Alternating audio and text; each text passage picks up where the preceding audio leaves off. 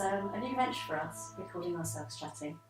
But I thought it would be a really nice idea to just give people a sense of who we are and what we get up to in our work. Because we have some good chats. We do have some good chats, and we've got some common interests and shared background, and it's lovely that we both ended up working in the same field, but we're also doing different kinds of work with different people. Yeah, that's cool. So I'd love to hear more about when you first came across the principles, because I was familiar with your work pre-principles and obviously post-principles, you learning about it. So I'd love to understand what it was you saw in the principles that allowed you to get up and running so quickly with this. Okay. Yeah, you're right. My work at that time I was mostly calling it emotional release work.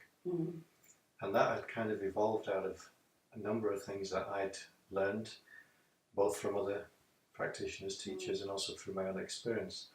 Part of what I'd learned was that people are looking to feel okay on the inside.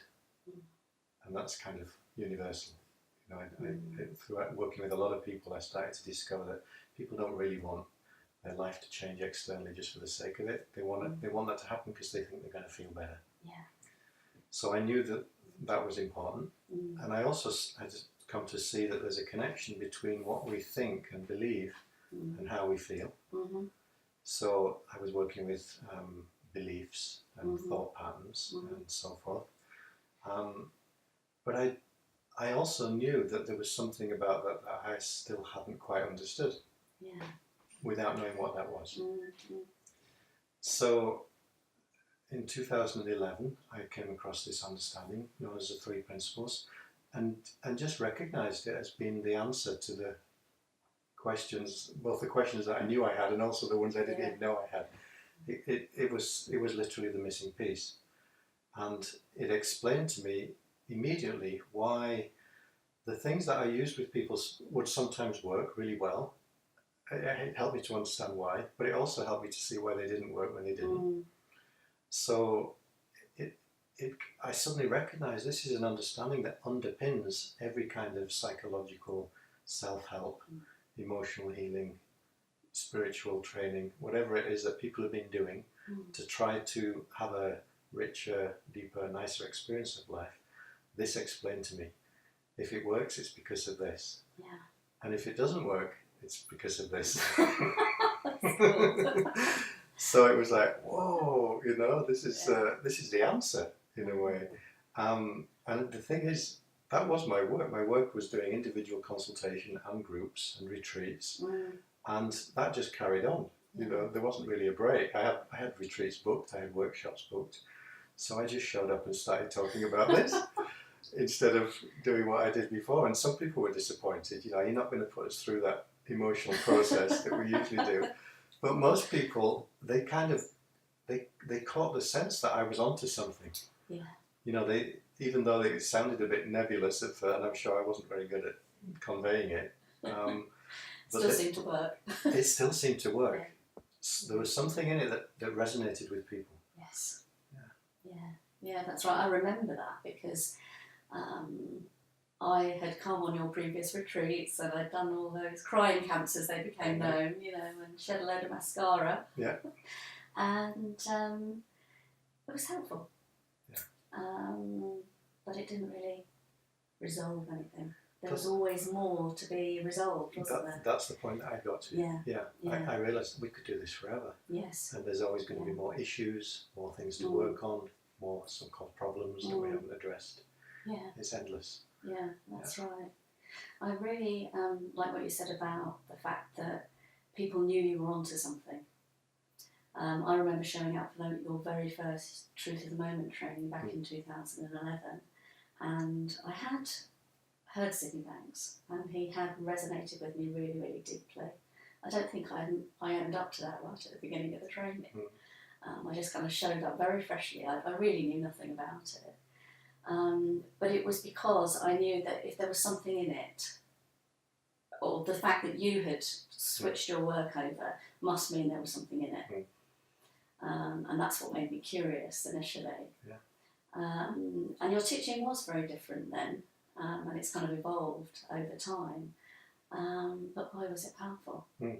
You know, even though you feel like, oh, well, I wouldn't do it like that anymore. The clue what I was doing. Yeah, that's right. Yeah. Yeah. So your work now just looks completely different in terms of what underpins it. Mm. It's all entirely principles based. Yeah. And what's the power in that? What's the difference between the work you used to do? We already talked about the fact that it kind of seems to resolve things more permanently. Mm-hmm. Is there anything else that's kind of different? I think one of the things I love about it is that it feels like it's less dependent on me, kind of being some kind of expert.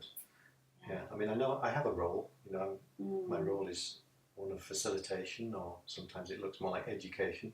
Yeah. I'm sharing something that maybe is new to people, but at the same time, it isn't. I'm simply pointing them back to something that they already knew, but they didn't know that they knew. Yeah.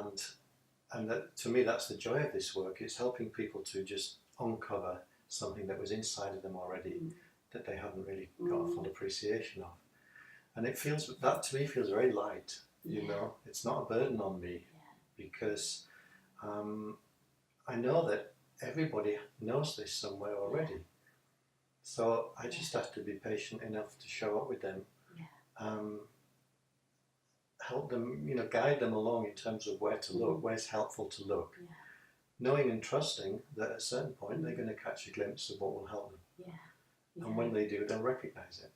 That's part of my job, is just saying, like, there it is. Yeah, it's right there.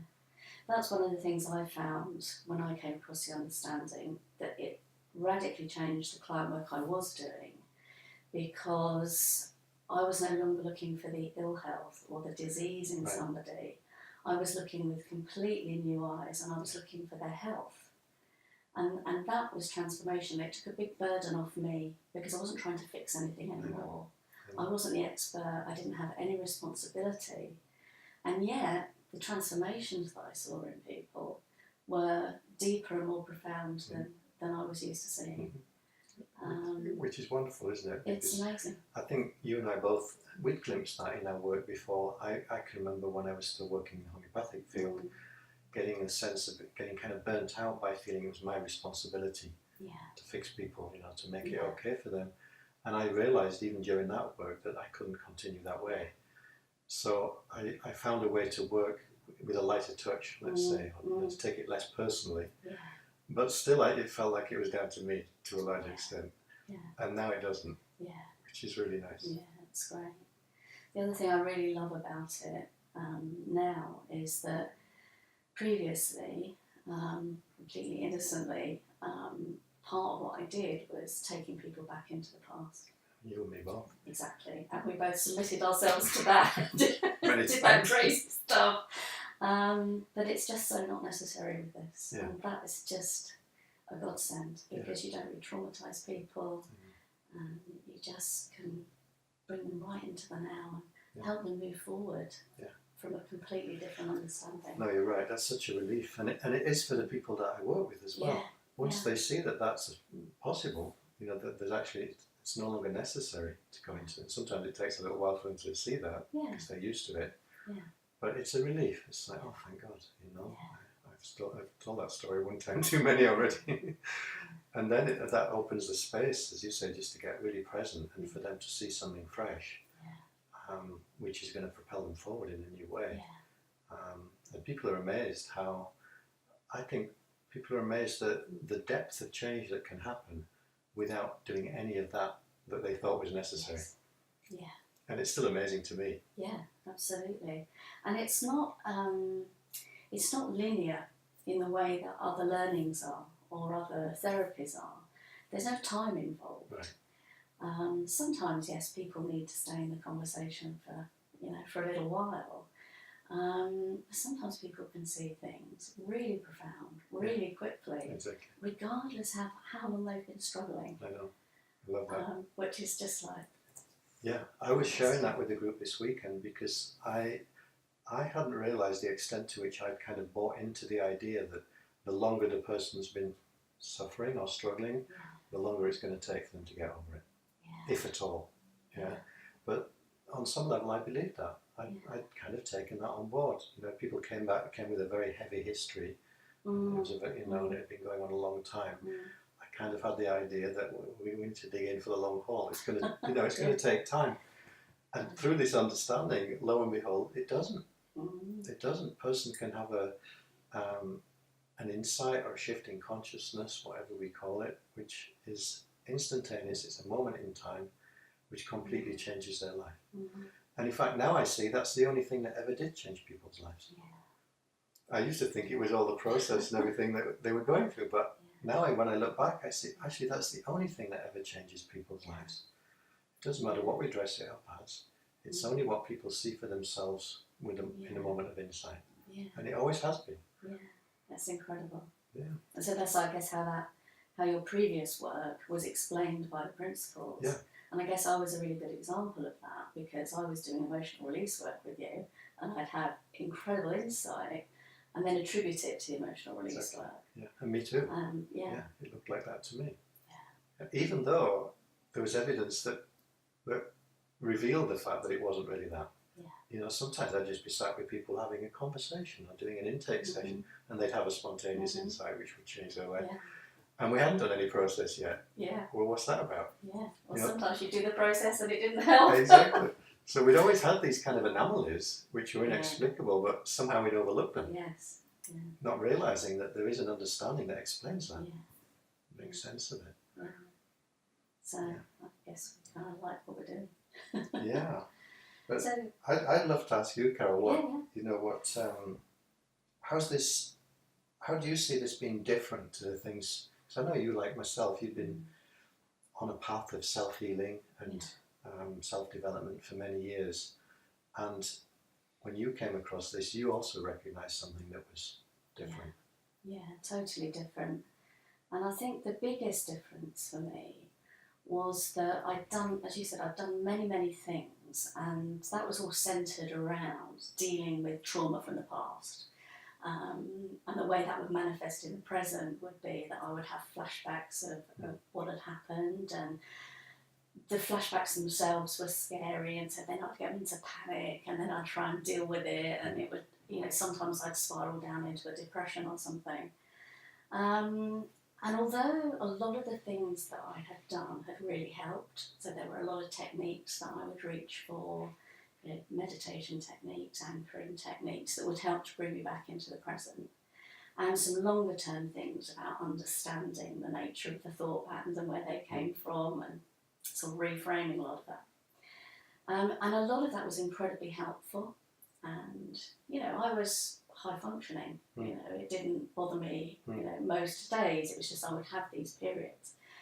But the nature of all of those other things I did was that underlying it was a belief that I would never be free of it.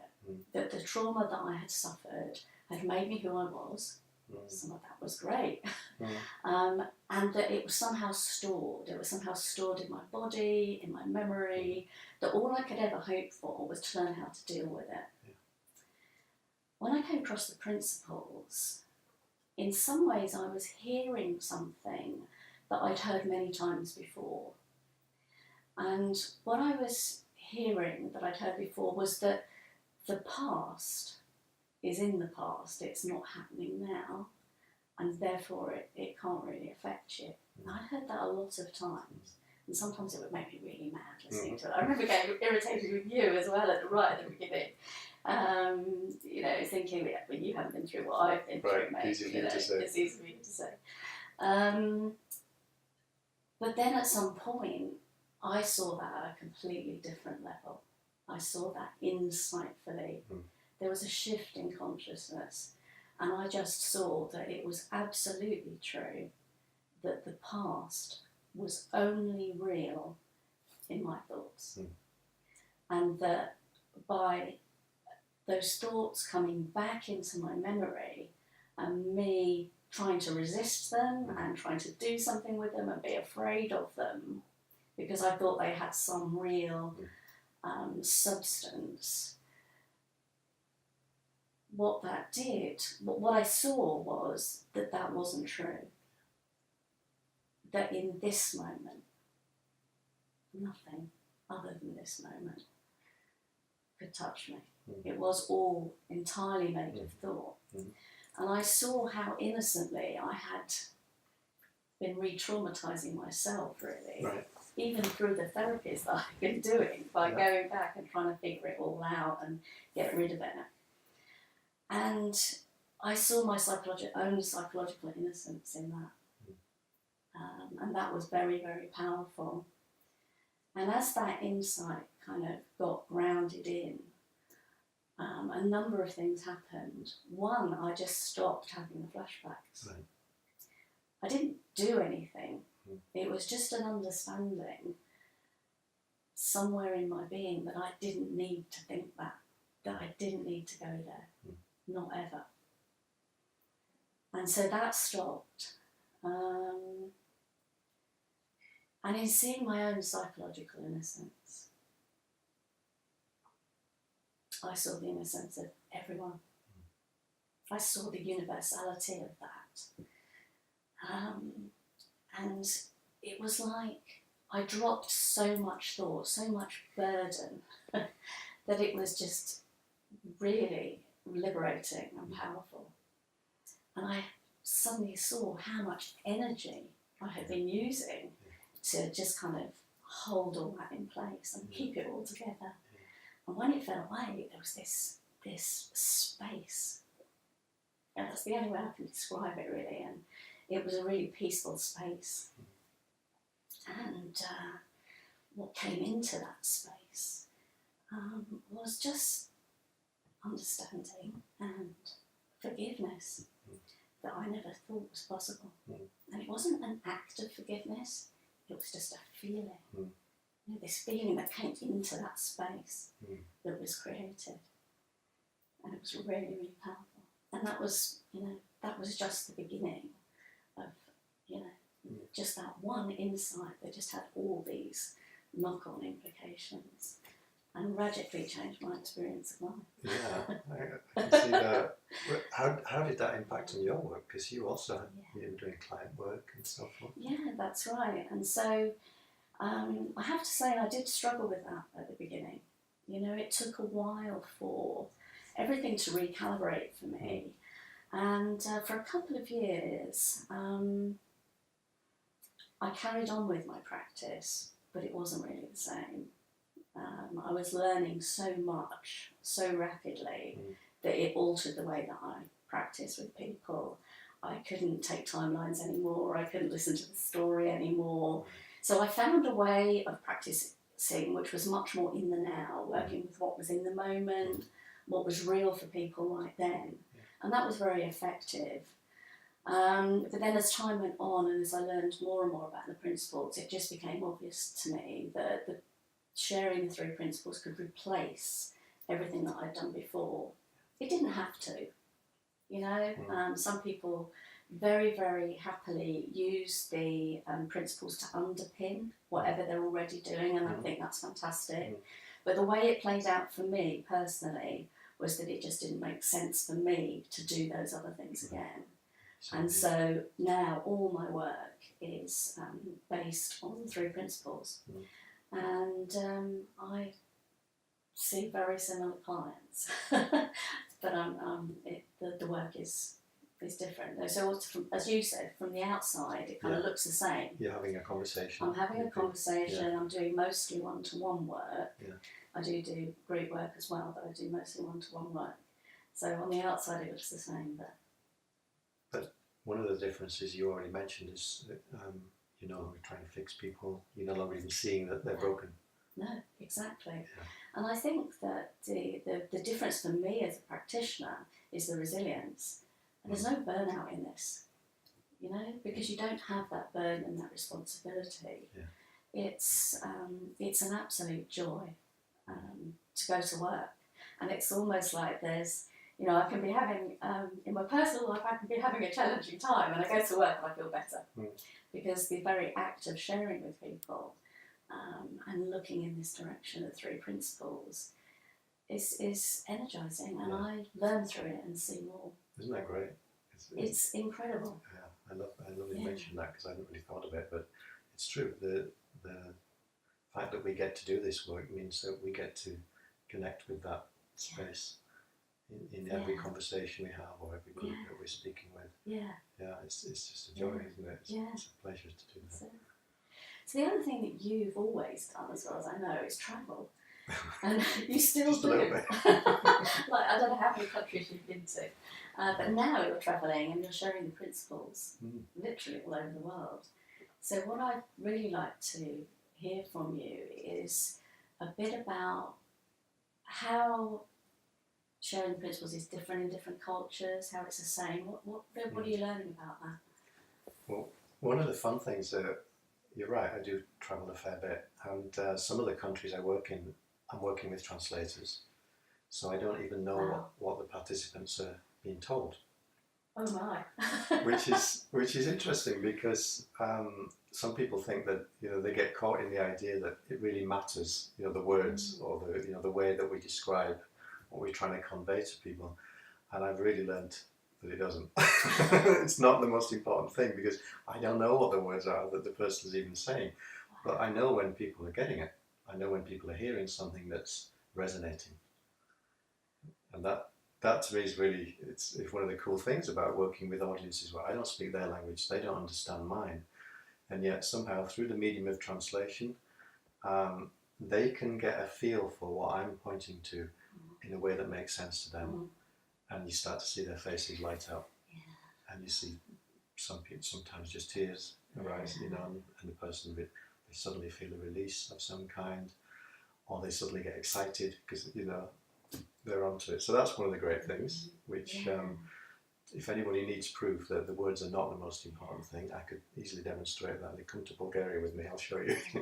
I don't understand a word of Bulgarian. Sidney Banks always said that. Exactly. You listen to his materials and he says, it's not in my words, it's beyond the word. Yeah. But the other thing, I mean, for me, that's, again, I think I've always known, is that there's really only one underlying truth, which is then revealed to people in different local forms.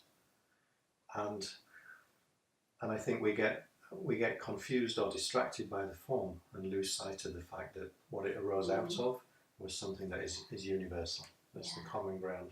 So for me, travel also it bears witness to that.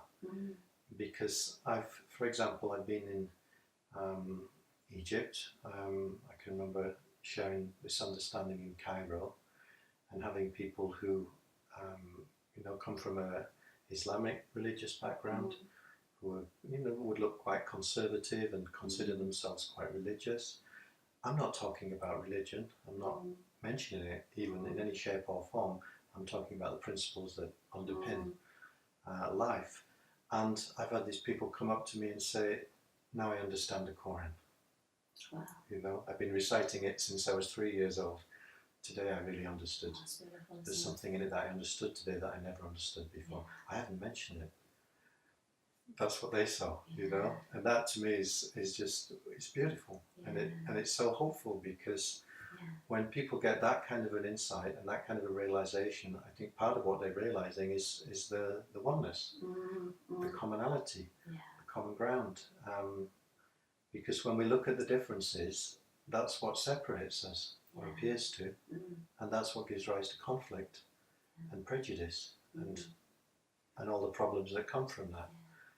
And what I enjoy is the fact that this understanding relentlessly points in the other direction to what we have in common. So we speak a different language, we dress different, we observe different customs, but right behind that, we're all the same. We're creating our experience in exactly the same way. And people everywhere can understand that. They can get the truth of that in a way that makes sense to them. And when they do, it does away with those conflicts. Those prejudices, they stop making sense to people. They start seeing that wasn't really real, Yeah. Lovely. There's something that I was thinking about earlier this morning about people who have come across the Three Principles And that's the kindness that they show each other. You notice that? I have. It's one of the first things that struck me.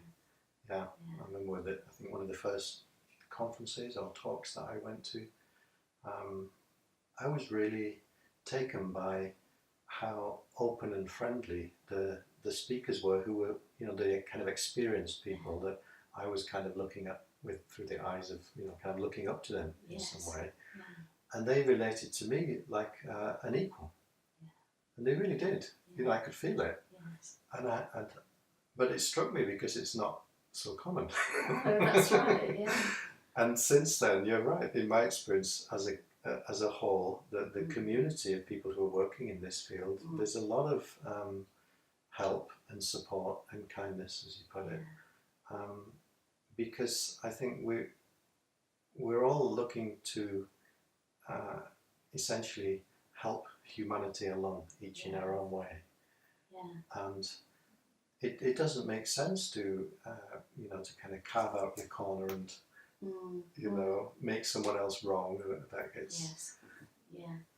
Something about this understanding allows for the differences to be okay. Yes. Because we know that's not what it's about. No, that's a great way of putting it. I really like that. And what I see happening a lot as well is people in the community giving their time very freely. Yeah. A lot of people do voluntary work. Yeah, you do. Yeah, so do you. Yeah. And a lot of collaboration, as yeah. you've said, which is great. Yeah. Yeah. I think to me it's healthy and it's the way forward, not just for us as a community, but I think it's the way forward for humanity. Yeah. And it's springing up everywhere. In lots of different areas, different fields. People are recognising the value of community, mutual support, collaboration, cooperation, which are human values. Yeah. They don't belong to any one group or sect or anything of that kind. But they're not always evident in my experience. They're not always so evident even in the healing professions. No, that's true. That's true. And of course, you and I have both been in those healing professions in different disciplines, and it's quite a different experience. It can be, yeah. People get caught in the differences and start to take sides or start to think that the form is the most important thing. Yes. Yeah. Whereas this understanding, some people might get caught in that with this understanding, but then the understanding itself gradually will erode that idea, and it will bring you back to what's true. The form is not the most important. It's secondary. Right. It's secondary. Yeah. So I'm curious, Carol, what have you seen are the healing implications of this understanding? Well, they're really huge. I see people heal mental emotional issues that they've had for years.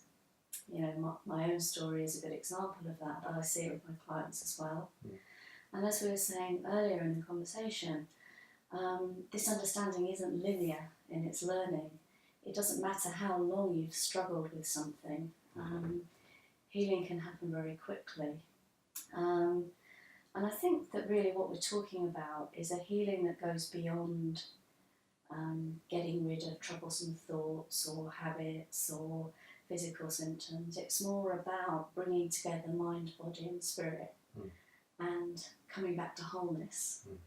And that can have profound implications in people's lives. The other thing that I see that I think we're really only just scratching the surface of is physical healing as well through the understanding. I think as people quieten down, they have less stress in their lives, that has a big impact on their overall health.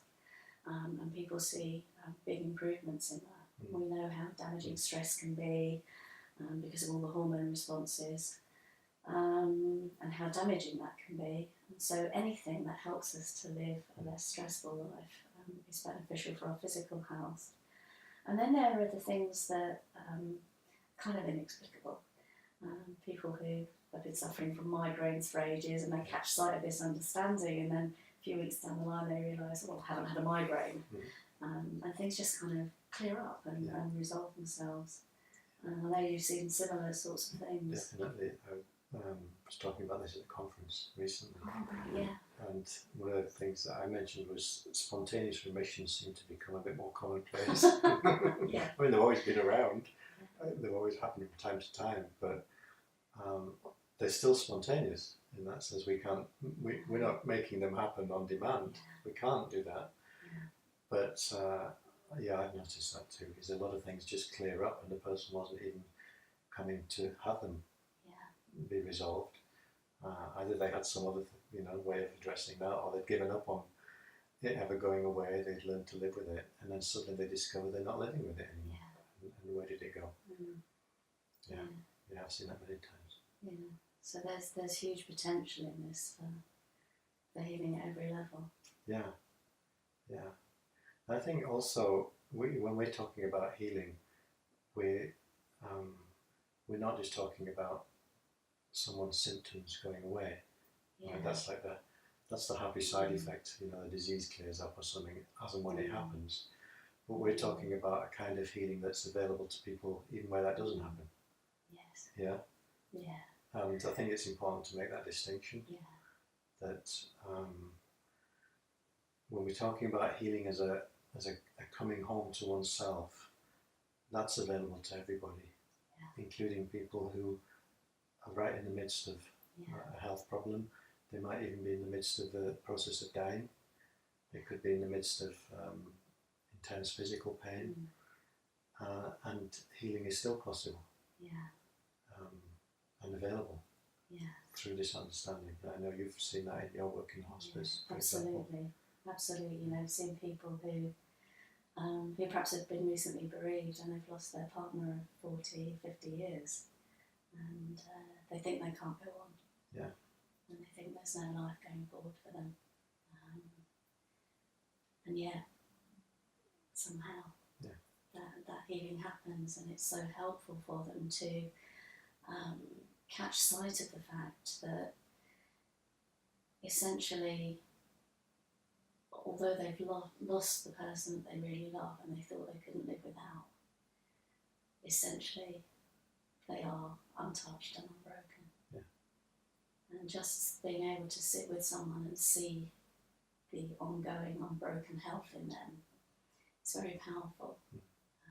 Not having someone join them in the grief and the loss, and that kind of sounds unsympathetic in a way, but actually it's way more powerful than maybe more traditional types of help. No, I think it's important that you said that, because it can sound that way to people, and it can also sound like, well, we're saying, well, people should get over things quicker, which is not what you're saying. It's not what we're saying. And I know that. What we are pointing people back to is that it's perfectly okay to feel what you're feeling. It's normal, it's human. And right behind that feeling, you're absolutely 100% okay already. Absolutely. It's not an either or. It's not that you will be okay when. You're already okay. You're already okay. That's right. And I think that there is so much compassion in this understanding, so much compassion for the human condition. That we are these spiritual beings having a human experience, which includes getting lost in our thoughts and getting upset and feeling the full range of human emotion. Yeah, I like that about it, because like yourself, I've had a long interest in all things spiritual as well as all things psychological, emotional, physical. And there's something about this that unites all of those strands together, which I think it's beautiful, because very often even people who wouldn't describe themselves as spiritual, or they wouldn't consider themselves to be on a spiritual quest or of any kind, yet they find something in this that touches them in that, what we would call that spiritual dimension of themselves, and they recognise it when it touches them. That ability that's within us all to hear truth. When it's spoken. And to recognise it as not as a dogmatic form of truth, but as that deep inner truth that which is true for all of us. It's not personal. So I've been listening to truth for a long time, and I've been able to recognise it when I hear it, even as a small child. And one of the things that I did over the years was to collect together quotations of truth when I hear them. And this morning I picked up my book, which has many people in it: Marianne Williamson, Khalil Gibran, Joseph Campbell, and Ian Watson. And I know that this is something that you wrote in the Tao of Homeopathy many years ago. I mean, illustrious company. And it's kind of come to mind again as we've been talking, particularly about healing. And what it says is, true healing involves a growth in consciousness, an opening in awareness, and a return to oneself. Everything else is symptom relief. How does that sit with you all these years on? Surprisingly well. Yeah. Yeah, I think it stands up. I would stand by that. That still seems true to me today. And that's not to decry symptom relief. No. It's not making that wrong or bad, but it is saying clearly that what I'm calling true healing there is something that's beyond symptom relief. And we know the difference. Yes, we do. We know the difference. Yeah. You and I have worked with many people who they got symptom relief, but they weren't satisfied. Yeah. You know, it left them unsatisfied. There was something that they were still looking for. It's that. Yeah. That to me is the true healing piece. Is when the person comes home to oneself. Yeah. That's it. Yeah. So I can leave it in the book then. I think so. I hope so. Yeah, you can quote me on that. Yeah, brilliant. It's interesting that, you know, all through the years I've read so many different spiritual books and sat with a lot of different teachers, and what was always there was always something missing, something unattainable, something that the little me couldn't quite grasp. And of course my intellect tried to capture it, and I would have some really beautiful spiritual experiences and see a lot, but there was still something that wasn't quite there, and it took me coming to an understanding of the Three Principles to really end that search, and for me to understand that there's nowhere to go and nothing to do, and it's all okay right now, right here. Yeah, it does that. It does that for us. I've seen it do that for many people. And I think that to me the power of that, again, is in the simplicity of it. That there isn't a dogma to follow. There isn't a practice required. Turns out all the great teachers have been saying this all along. You know, it's within you. But somehow there's something in the simplicity of this that it enables people to experientially know the truth of that in a way that nothing else that I've come across can do quite so elegantly and consistently for people. And to me that's a wonderful thing, and it's a needed thing, I think, in these times, because it looks to me like the age of looking to the expert is an age that we're outgrowing. Not just in the healing and spiritual field, but in every field of life. I think people are recognising that they've inadvertently given the authority away to someone or something outside of themselves, to their cost. And now we're in the process of claiming it back. You see that all over the place. And this is no different. So for me, it's a very timely understanding that we've been given at this point in time. It's what we're ready for. That's right. And it's a privilege on our part to be a part of that. Absolutely it is, just sharing a little bit that we see, and seeing that ripple out and be helpful in a really, really practical way to people's lives. And we've we find ourselves landed in a community of, in my experience, lovely people who are, each playing their part in bringing this understanding out into the world, and it's really nice to be part of that too. It's great. Really good. So, it's been really, really lovely talking with you. Yeah, my pleasure. Thanks for inviting me. You're very welcome, and maybe we'll do it again. Let's hope so. Thank you. Thank you, Cam.